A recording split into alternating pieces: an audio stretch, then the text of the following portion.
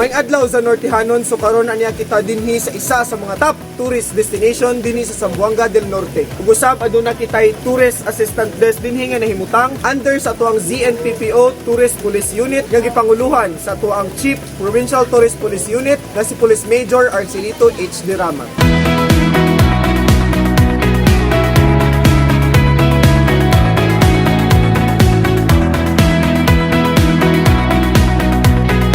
Mamayng hapon ma'am, kami di agikan mi sa ZNPPO Zamboanga del Norte Police Provincial Office. Kauban amo ang Provincial Tourist Police Unit ma'am. Dayon, ang among pangutana karon ma'am is unsa inyong na-feel nga naakitay tourist police nga mag-assist ninyo during maglaag mo diri sa ato ang tourist destination sa Zamboanga del Norte ma'am, nga unsa importansya nga naapid sila ma'am? Okay lang sir.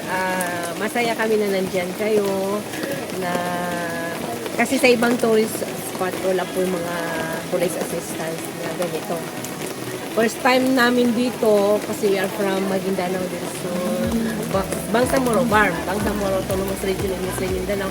So first time namin napunta dito. Actually from Dakar kami tapos punta dito. So we are happy na nandito yung mga police.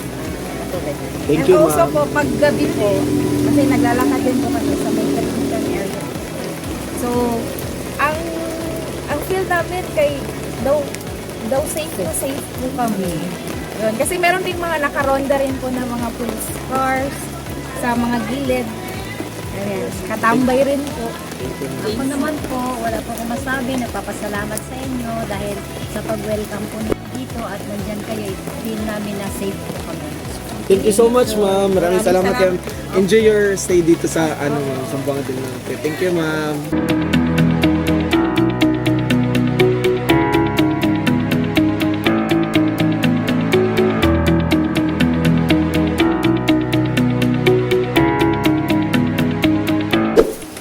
Importante kay sila nga naabot sila diri. Ang nakamaayo kay mga customer o mga turista nangita maging sila safety din. Na sila yung mga tourist police makita, so ma-feel gini lang safety din. Katong mga turista nga dili subito sa lugar, tapos diri nga layo gyud, na sila kapungtanan. Thank you sir.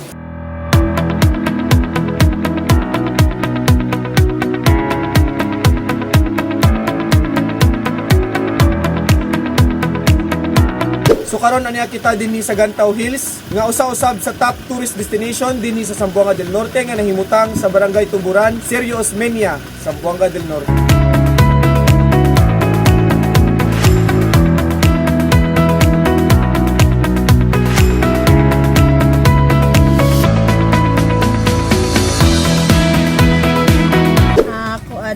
Dili na kulba mo laag diri kay anhini mo diri na may mga pulis nga dali ra maduulan, so free ra kay kamulaag kay di ba bundok siyempre makahadlok pareha na ako magikan pud mi sa Manila pa free ra kay diri das nindot pud ang mga lugar nga mo makita.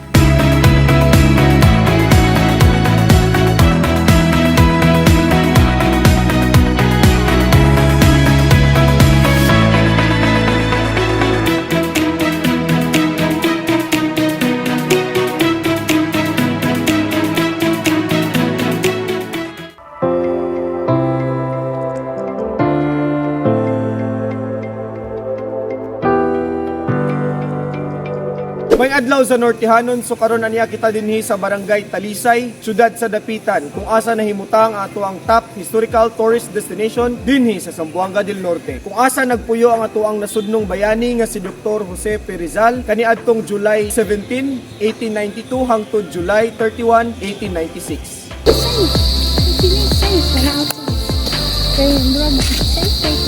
Kami. Sige ma'am, thank you kayo ma'am.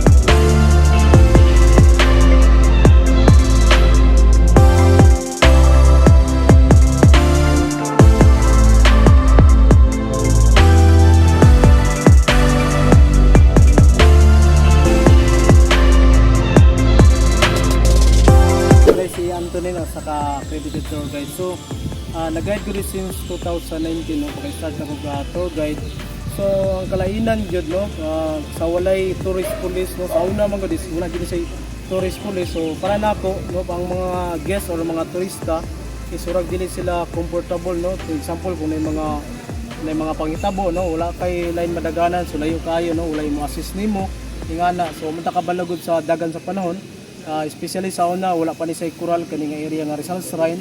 And pagabot sa tourist police, mas comfortably, mas secured no ang mga tao. Then kung napoy example na lagi mga emergency no, mas dali madulan or matawagan og example na mga kasamok sa kalugar, so mas safety kay ka og sa kan pa nadyo kay kami imong pagsuroy-suroy no na kontra sa walay tourist police no sa area, dili ka komportable, dili nga maganda gipangunahuna labi na sa area no sa Mindanao no?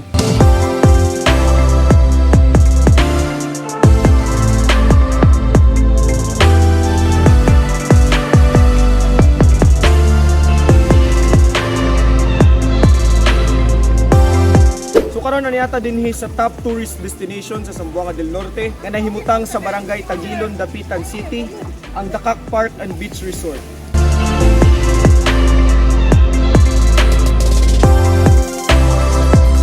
Since di kami sa layo, we felt na nang secured kaayo diri sa inyong lugar.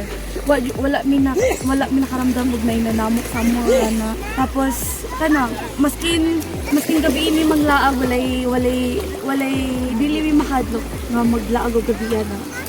So karong nga nanatay ko andiri sa ato ang nadakak sa resort nga nanatay pulis nga naka-duty nga tourist police. Wala sa peaceful na ang kuan ba wala kay naman tay bantay ko makabulo naman sila nga kuan.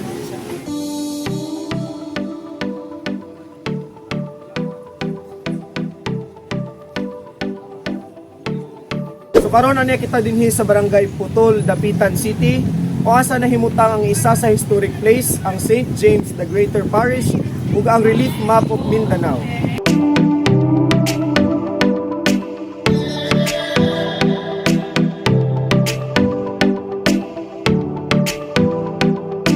So karon ani ata dinhi sa one of the top tourist destination dinhi sa Zamboanga del Norte, ang Glorious Pantasilan nga nahimutang sa Barangay Dao, Dapitan City.